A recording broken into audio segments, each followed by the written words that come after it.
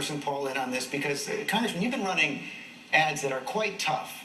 Quite tough on Speaker Gingrich here in Iowa this week, accusing him of, quote, and this is a quote from your ad, serial hypocrisy.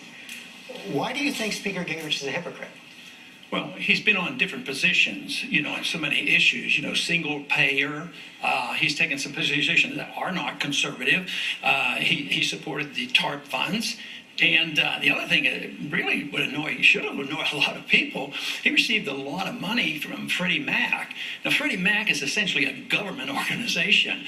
While he was earning a lot of money from Freddie Mac, I was fighting over a decade to try to explain to people where the housing bubble was coming from. So Freddie Mac is bailed out by the taxpayers. So in a way, Newt, I think you probably got some of our taxpayers' money. They got taxed and they got money. Boom. I'm getting bailed out. But you were a spokesman for them, and you received money for them. So I think this is something that the people ought to know about. But there's been many positions, and you have admitted many of the positions where you have changed positions. But if you were looking for a consistent position, I think there's be a little bit of trouble anybody competing with me on consistency.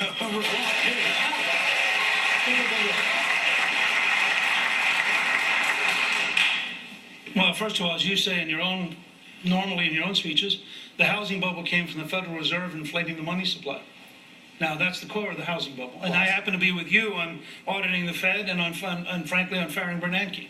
I don't remember you being that way in the early debates. For any agency, I never did any lobbying for any agency. I offered strategic advice.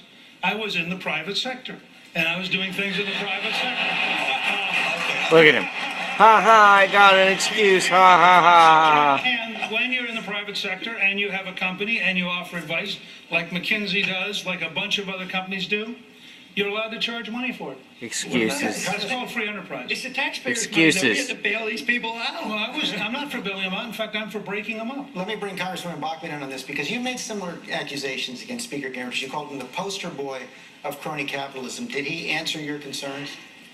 Well, when you're talking about taking over $100 million and when your office is on the Rodeo Drive of Washington, D.C., which is K Street, and you're taking money to influence the outcome of legislation in Washington, that's the epitome of the establishment. That's the epitome of a consummate insider. But your question was, who's the proven constitutional conservative in this race? And that would be me. I'm 55 years old. I've spent 50 years in the real world as a private businesswoman, living a real life and building a real business. But you have to take a look at the candidates that are on the stage. You started out with Mitt Romney and with Newt Gingrich asking them about whether or not they're the conservative in this race. But you have to take a look.